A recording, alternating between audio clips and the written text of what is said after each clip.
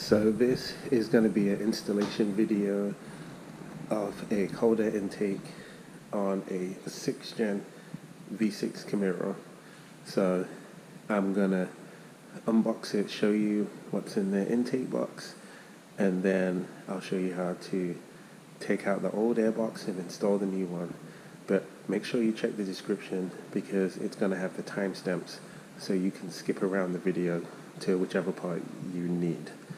And also in the description is going to be other videos to reviews of Camaros or different cars that you might be interested in. So let's get to it.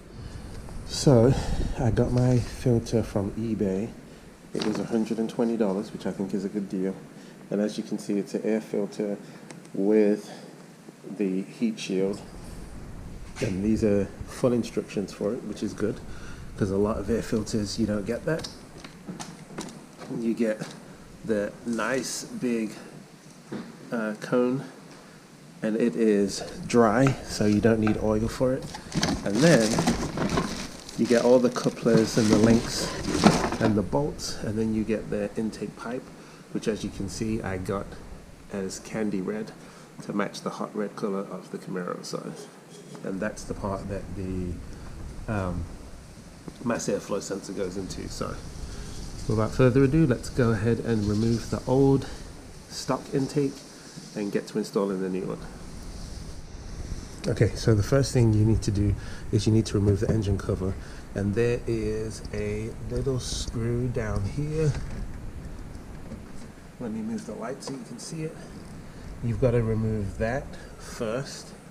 Once you've removed that, you go ahead and remove the oil cap, and then the engine cover will pull right off. So if you want to save some time and not remove that screw, you can just use something to prop the engine cover up like I'm doing here, and then it gives you access to remove the screw here so you can take the intake pipe off. And you can actually just put the oil cap back on once you take it off. That way no debris can get in there. Okay, so I'm going to go ahead and remove this screw here to take the intake pipe off the throttle body, and then I'm going to remove this here, and then there's also a sound tube that you can see down there. So all of those have to come off, and then obviously you've got to remove this part too.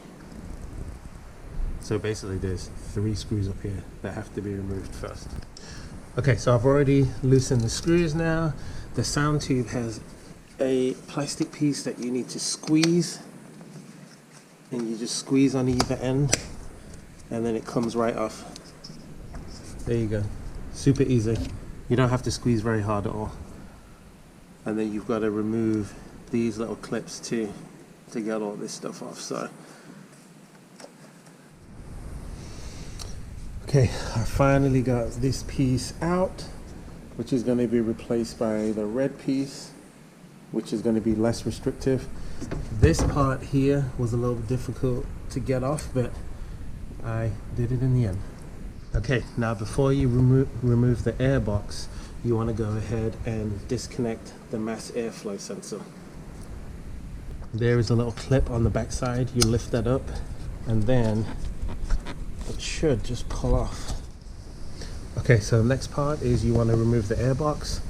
You can just lift up these pieces here, and there's another piece here, and there's one on the back side, and I've already loosened them, but you can just pull it straight out, and then the air box is loose, and then it pops right out. See how easy that was? But you do have to disconnect the mass airflow sensor, which I'm going to do right now. Don't forget, once you disconnect the mass airflow sensor, you will need to reuse it, so you'll have to use these little torque screws to take the mass airflow sensor out and put it into the new intake pipe. The bit you're going to use for this to get these screws out is going to be a T20. Okay, so this is what the mass airflow sensor looks like. Once you remove it, then I'm going to put it into the new intake pipe, which it only fits one way, so you can't put it in the wrong way, so it's pretty much dummy proof. So here is the new pipe with the airflow sensor in it, and then all I need to do is just put the screws in there to secure it. So sometimes you can reuse the same screws for the mass airflow sensor, but my kit actually came with separate screws, so make sure that you check that before you do the install. So you get these three little things here, and that is what's going to attach to the heat shield down there, but you need to put them in the slots that were holding the current airbox in, and then you get some screws that you'll use to actually screw these down with. So you get three of them. So you put one here, one there, one there. Remember, each intake is slightly different, so yours might be a little bit different than mine. Okay, you do have to install this trim around the heat shield first before you install it. Then go ahead and put the heat shield in place.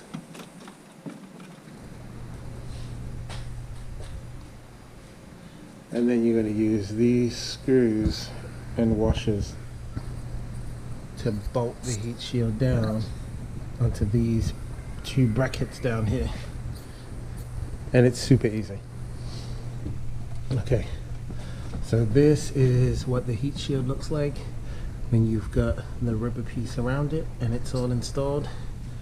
And as I said, you've got a bolt right there, and then you've got a bolt down the other side that you can see, and I just screwed them in finger tight. Okay, now what you do is you put this piece into the heat shield on the right hand side,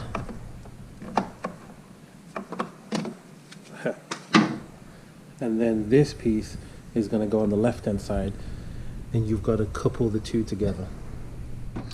So it's going to look like this: coupler on that side, and then it's connected on this side, and then you're going to use two hose clamps. One hose clamp to clamp it here, and then another hose clamp you put here, but you're going to leave it loose because that's going to be for the red intake pipe.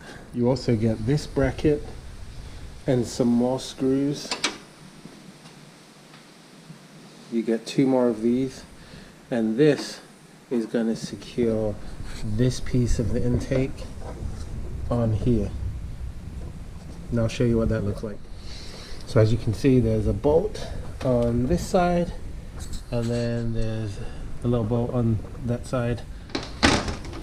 You can, at this point, go ahead and get a clamp and attach the cone filter here onto this piece here. Okay, so you do have to remove the piece that was here and use the hose provided, and then use the clamps to clamp it down. And as you can see, I've already got everything in place. I just need to tighten up the hoses and make sure that this is coupled on correctly and tighten that up, and then we'll be good to go. Okay, so it is fully installed. Everything is tightened down, and all I need to do is reconnect this mass airflow sensor, which is easy. Just push down on it and we are good to go. I just need to start the engine up, take it for a test drive, make sure it's running, put the engine cover down. Everything is installed. Engine cover is back down. Cone is on. As you can see, looking good. Pipes in. All the connections are back. And the sound tube, I actually left it there, but I put a cap over it so it doesn't get a bunch of stuff going down there. Easier than removing the whole sound tube. This whole install should take you between 45 minutes and an hour. Obviously it took me longer just because I was recording it as I go, but ask any questions you want. I'll be happy to answer, because I know I couldn't show you everything while I was doing it because I had to hold the camera at the same time. So thanks for watching. Leave a like, and I'll see you in the next one.